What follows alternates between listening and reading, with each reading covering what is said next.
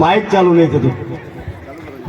રામ રામ રામ રામ રામ રામ બધા ભાઈઓ બહેનો બધાને મારા રામ રામ નમસ્કાર. કેમ જીરા બીરા તો સારા છે ને? નીંદવાનું કેવું ચાલે? તો બસ રામ રામ રામ રામ રાણા બાપા જીવન કાકા રામ રામ રામ રામ. તમને ખબર છે હું અહીંયા કેમ આવ્યો છું? ચટણી આવે છે ચટણી. અરે સાહેબ ચટણી નહીં ચૂંટણી ચૂંટણી. એલા પણ ચટણી કહું કે ચૂંટણી બંને સરખા જ છે. અરે સાહેબ અમારા ગામમાં પાણીનો પ્રશ્ન છે. પાણી હવે તો તરસ્યા વળી ગયા તરસ્યા. અલ્યા ભૈયા તને વાત કહી દઉં તું પાણી પાણીની બૂમો ના પાડ. પાણી કઈ પીવાની વસ્તુ નથી. પીવો પીવો કોકો કોલા પીવો થમ્સ અપ પીવો અને પેલું દારૂ તો છે જ ને. પાણીનો પ્રશ્ન તો પાડો તારે. તમારે શું કરવાનું? બટન દબાવવાનું બટન. આપણું નિશાન ઉડતો પોપટ ઉડતો પોપટ. સાહેબ આપણા ગામમાં અનાજનો પ્રશ્ન. તમારા રાજ મરીને બધા ભૂખે મરી ગયા ભૂખે.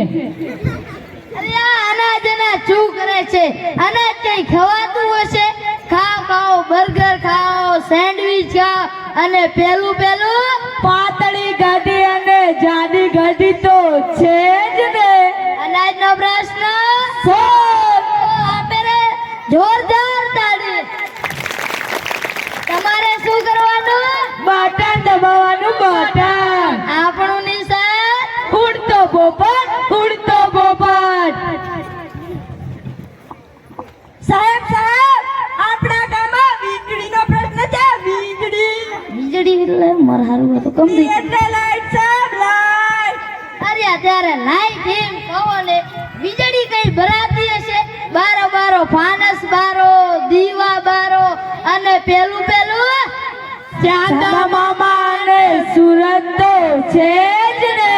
વીજળીનો પ્રશ્ન ઠોકો તાળી. તમારે શું કરવાનું? બટન દબાવવાનું બટન. આપણું નિશાન ઉડતો પોપટ. અરે સાહેબ આપણા ગામમાં રસ્તાનો પ્રશ્ન. ટાંડિયા ભાંગીને ગયા ટાંડિયા. ખાડા.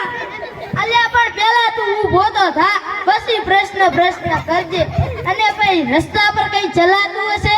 ઉડાવો હેલિકોપ્ટર ઉડાવો રોકેટ ઉડાવો અને પેલું વિમાન તો છે જ ને. રસ્તાનો પ્રશ્ન પાડો તારે. તમારે શું કરવાનું?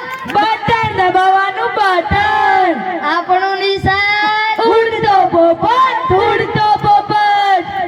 સાહેબ આપણા ગામમાં પ્રશ્ન કેનાલ લો. હવે તો જીરો હુકાઈ ગયો જીરો. અલ્યા કેનાલ શું કરે છે? કેનાલ કઈ લવાતી હશે? લબડિયા પાત્રો લાઈનો દાબો અને પેલું આળબંધ તો છે જ ને. કેનાલનો પ્રશ્ન તમારે શું કરવાનું? બટન દબાવવાનું બટન. આપણું નિશાન ઉડતો પોપટ. સાહેબ આપણા ગામમાં ગંદકીનો પ્રશ્ન.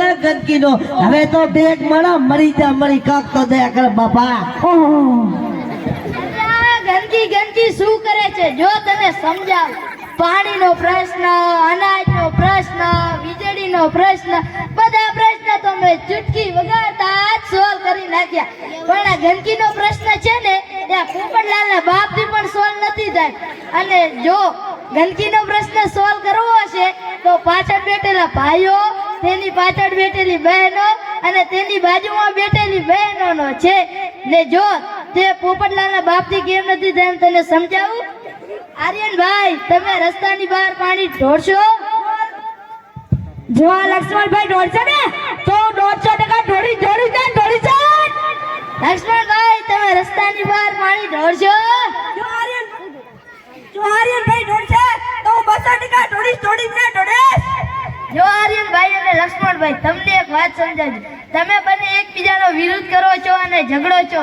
જો તમારે ગંદકી ના કરવી જોઈએ તેના માટે તમારે પાર્થભાઈ, આનંદભાઈ અને પંકજભાઈ જેવાના ઉદાહરણ લેવા જોઈએ, જેઓની ઘર આગળ કોઈ દિવસ ગંદકી નથી હોતી. અને જો તમે તમારા ઘરને સ્વચ્છ રાખશો તો બધા ગામના લોકો પોતાના ગામને સ્વચ્છ રાખશે. આપણું ગામ સ્વચ્છ ગામ, ભોગાવાળા ગામ સ્વચ્છ ગામ. હવે બધા આવતી વર્ષે પણ ચટણી આવશે. ચટણી અરે સાહેબ, ચટણી નહીં, ચૂંટણી. હવે તો મેં તમને બીજી વાર કીધું. પેલા પણ ચટણી અને ચૂંટણી બંનેમાં ગોટા તો હોય જ છે ને. તું ખાવા નહીં પહોંચી જતો? પહોંચી જવું છું ને. તો ભાઈ એટલું તો સમજવું જોઈએ. તો આવતી વર્ષે પણ ચટણી આવશે, ત્યારે એની સાથે આ વફાદાર ગોટો આવશે. તો આવતી વર્ષે પણ આ વફાદાર ગોટાને યાદ રાખજો હો ભાઈઓ. હો